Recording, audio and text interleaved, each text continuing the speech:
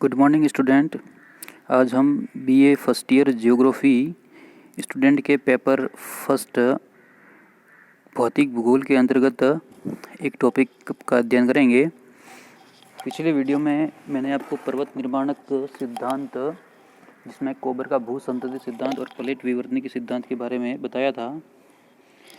इस वीडियो में एक नए टॉपिक के साथ हम चर्चा करेंगे और ये आपके भौतिक भूगोल की भू आकृति विज्ञान की जो दो शुरू की यूनिट है, उस यूनिट में से एक टॉपिक है समस्थिति या संतुलन का सिद्धांत।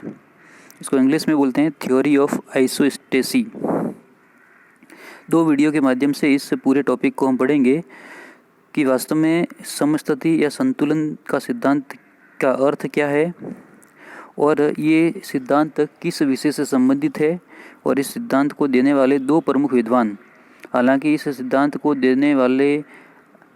सिद्धांत की व्याख्या करने वाले अनेकों विद्वान हैं जिन्होंने अपने अपने तरीके से इस सिद्धांत को प्रतिपादित और साबित किया है, लेकिन आपके सिलेबस में केवल समस्थिति और संतुलन संबंधी दो संकल्पनाएं पढ़नी है, जिसमें एक तो पराट महोदय है और एक है एयरी का जड़त्व सिद्धांत।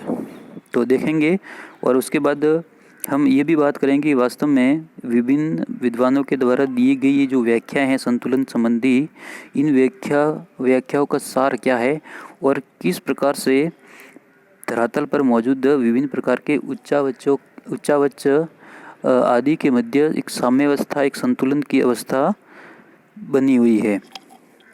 तो सबसे पहले हम बात करते हैं कि वास्तव में समस्थिति या संतुलन है क्या। देखिए, भूतल पर ऊंचे पर्वत, विषम पठार, समतल मैदान, निम्न सागरीय बेसिन आदि विभिन्न भू आकृतियाँ स्थित हैं। यही नहीं, धरातल पर एक ओर जहाँ अंतर्जात बल स्थल रूपों के निर्माण एवं परिवर्तन में सक्रिय रहते हैं, तो दूसरी ओर बाह्य बल धरातल का निरंतर अपर्दन करते हुए पदार्थों को सागरों में निक्षेपित करते रहते हैं। इन परस्पर विरोधी बलों द्वारा भूगर्भ तथा धरातल पर सदैव उथल पुथल होती रहती है। तथापि यह आश्चर्य का विषय है कि भूपटल पर समस्त आकृतियों के मध्य संतुलन एवं स्थिरता बनी रहती है। अवश्य ही इस संतुलन के पीछे कोई अदृश्य शक्ति कार्य करती है, जिसे विद्वानों ने भू संतुलन या समस्थिति आइसोस्टेसी नाम दिया है।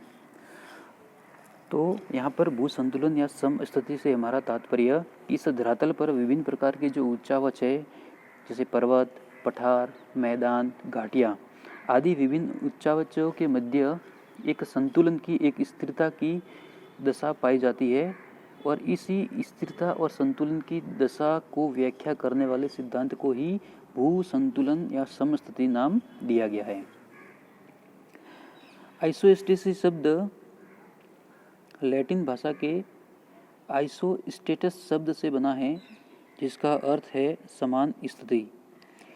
समस्थिति को निम्न प्रकार से परिभाषित किया जा सकता है कि परिभ्रमण यानी रोटेशन करती हुई पृथ्वी के ऊपर स्थित ऊंचे क्षेत्र, जिसमें पर्वत, पठार आदि, तथा निचले बेसिन या निम्न क्षेत्र के मध्य भौतिक अथवा यांत्रिक स्थिरता की दशा को भू संतुलन कहते हैं। तो देखिए, भू संतुलन का तात्पर्य एकदम सरल सा है कि परिभ्रमण करती हुई पृथ्वी के धरातल पर, यानी परिभ्रमण या भ्रमण करती हुई पृथ्वी के धरातल पर उपस्थित ऊंचे स्थान और निचले स्थान या उच्च इच्चावच और निम्न इच्चावचों के मध्य एक स्थिरता की दशा मौजूद होती है। उसी स्थिरता और संतुलन की दशा को समस्थिति का सिद्धांत कहते हैं। क्लियर हो गया? जैसे होम्स महोदय है, वो कहते हैं कि समस्थिति संतुलन की वह दशा है जो भूपटल के ऊपर विस्तृत विभिन्न ऊंचाई वाले विशाल पर्वतमालाओं, पठारों एवं मैदानों के मध्य पाई जाती है। यानी पर्वत, पठार, मैदान, घाटियाँ, विभिन्न प्रकार के जो उच्चावच है जो ऊंचे नीचे हैं, और उन ऊंचे नीचे उच्चावचों के मध्य जो स्थिरता की दशा है, उसी को हम संतुलन या समस्थिति कहते हैं। इसी प्रकार स्टीयर महोदय ने भी व्याख्या की है समस्थिति की कि पृथ्वी के धरातल पर जहाँ कहीं भी संतुलन विद्यमान है, यानी बैलेंस, जहाँ भी बैलेंस विद्यमान है, समान धरातलीय क्षेत्रों के नीचे पदार्थ की मात्रा भी समान होगी। अब समस्थिति की संकल्पना पलवनशीलता, बियोंसी एक थ्योरी है, पलवनशीलता के सिद्धांत पर आधारित है जिसे आर्किमिडीज ने प्रस्तुत किया था।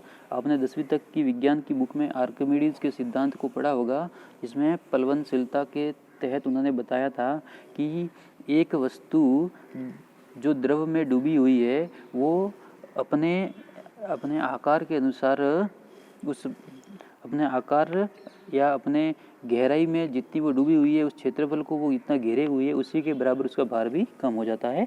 तो आर्किमिडीज के जो पलवनशीलता के सिद्धांत के आधार पर इसकी व्याख्या कर सकते हैं कि पलवनशीलता तरल माध्यम में किसी वस्तु के तैरने का वह गुण या योग्यता है जिसके द्वारा वह अपने द्रव्यमान के बराबर द्रव के द्रव्यमान को हटाता है।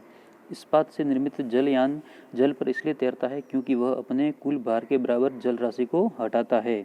किंतु यह उल्लेखनीय है कि जलयान को सहारा देने वाली जल की सतह यांत्रिक अर्थों में मजबूत नहीं होती। यांत्रिक शक्ति की अपेक्षा पलवनशीलता का गुण जलयान को सहारा देता है। तो पलवनशीलता के सिद्धांत के आधार पर ही समस्थिति की व्याख्या हम कर सकते हैं। किसी महाद्वीप का सागर तल से ऊंचा उठा हुआ कोई भाग उपरोक्त विधि द्वारा ही सहारा प्राप्त करता है। उदाहरण के लिए माउंट एवरेस्ट के भूभाग की कल्पना कीजिए, जो विश्व में सर्वोच्च, विश्व का सबसे ऊंचा भाग माउंट एवरेस्ट जिसकी ऊंचाई 8,848 मीटर है। तो माउंट एवरेस्ट तथा इसकी निकटवर्ती पर्वत शिखरें पृथ्वी के भीतर निम्न स्थित पदार्थों की यांत्रिक शक्ति के कारण अपने स्थान पर नहीं टिकी है, अपितु महाद्वीप की सतह का ऊपरी या पर्वतीय भाग समुद्र तल के ऊपर इसलिए तैरता है क्योंकि स्थल का वह भाग अपने द्रव्यमान के बराबर राशि को हटाकर लचीले दुर्बलता मंडल, जिसको हम एस्थनोस्फेयर भी बोलते हैं, आपने पढ़ा होगा पृथ्वी की जो 3 परतें थी जिसमें अपने क्रस्ट, फिर मेंटल और निफे, तो जो मेंटल वाला भाग है उसी में मेंटल का ऊपरी भाग ही दुर्बलता मंडल कहलाता है। तो वह अपने द्रव्यमान के बराबर भाग को हटाकर लचीले दुर्बलता मंडल एस्थनोस्फेयर में गहराई तक प्रविष्ट करता है। इस प्रकार महाद्वीप के पर्वतों के ऊंचे भागों के नीचे का पदार्थ उन्हें धरातल पर संतुलित करता है। निचले भागों की जड़ें उथली होती है। जल में तैरते हुए यान की भांति समस्त महाद्वीप समस्थिति संतुलन की स्थिति में होता है। स्पष्ट है कि धरातल के ऊपर स्थित ऊंचे पर्वतों को संतुलित रहने के लिए उनकी सियाल, देखिए इसमें सियाल निर्मित गहरी जड़ों को सीमा में गहराई तक प्रविष्ट होना होगा। भूपटल पर समस्थिति इसलिए विद्यमान है, यानी भूपटल पर धरातल पर संतुलन इसलिए विद्यमान है क्योंकि यह अधिक सघन सीमा के ऊपर तैरता है तथा इसका प्रत्येक भाग अपनी मोटाई तथा घनत्व के अनुसार मेंटल के पदार्थ को हटाता है। स्पष्ट है कि अधिक सघन भूपटलीय पदार्थ कम सघन भूपटलीय पदार्थ की अपेक्षा अधिक गहराई तक मेंटल में डूबेगा। दूसरे शब्दों में अधिक मोटाई वाला भूपटलीय पदार्थ समान घनत्व वाले भूपटलीय पदार्थ की अपेक्षा अधिक गहराई तक प्रवेश करेगा। समस्थिति के सिद्धांत के माध्यम से इस तथ्य का स्पष्टीकरण होता है कि महाद्वीप गहरे महासागरों के नितलों से लगभग 3 मील ऊपर क्यों उठे हुए हैं और किसी पर्वत की मुख्य श्रृंखला अत्यधिक ऊंचाई में सामान्य महाद्वीपीय धरातल से क्यों ऊपर उठी हुई है। इससे यह स्पष्ट होता है कि समस्थिति के तहत जिस उच्चावच का घनत्व और मोटाई और ऊंचाई जितनी ज़्यादा होगी उतना ही वो गहरा एस्थनोस्फेयर या सीमा परत में डूबा रहेगा, जिसके कारण वो धरातल पर संतुलन बनाए रखता है।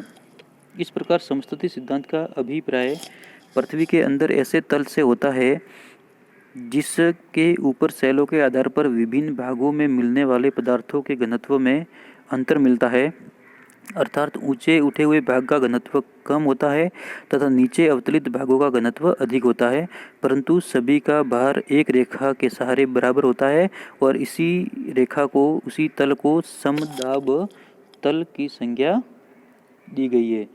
तो समदाब तल से हमारा तात्पर्य एक ऐसा तल, एक ऐसा स्थान जहाँ पर धरातल पर मौजूद ऊंचे और नीचे उच्चावच स्थिर अवस्था में टिके हुए हैं। दूसरा, जो धरातल पर उच्चावच जितना ऊंचा होगा उसका घनत्व उतना ही कम होगा और जो धरातल पर उच्चावच जितना नीचे होगा उसका घनत्व और भार उतना ही कम होगा। इस प्रकार से ऊंचे और नीचे उच्चावचों के मध्य संतुलन और साम्यावस्था बनी रहती। उपरोक्त अंतर को देखकर प्राट महोदय को आश्चर्य हुआ, क्योंकि कल्याण की दूरी हिमालय से मात्र 96 किलोमीटर थी। अतएव प्राट ने अनुमान लगाया कि हिमालय की निकटता का प्रभाव ही साहुल रेखा के आकर्षण का कारण थी। ज्ञातव्य है कि किसी स्थान पर अक्षांश रेखा का खगोलीय निर्धारण स्वतंत्र रूप से लटकते हुए साहुल की दिशा के अनुसार होता है। किसी स्थान पर आकर्षण की दिशा को साहुल रेखा द्वारा प्रदर्शित किया जाता है। पृथ्वी के गोलाभ होने के कारण साहुल रेखा सागर तल पर शुद्ध लंबवत न होकर कुछ विक्षेपित होती है। तो हिमालय में स्थित कल्याण और कल्याणपुर नामक दो स्थानों में आए अक्षांशीय अंतर के कारण ही प्राट महोदय ने समस्थिति के सिद्धांत को प्रतिपादित किया। अगली वीडियो में हम प्राट महोदय की संकल्पना को पढ़ेंगे कि किस तरह से उन्होंने अपनी व्याख्या और संकल्पना के द्वारा समस्थिति के सिद्धांत को साबित किया।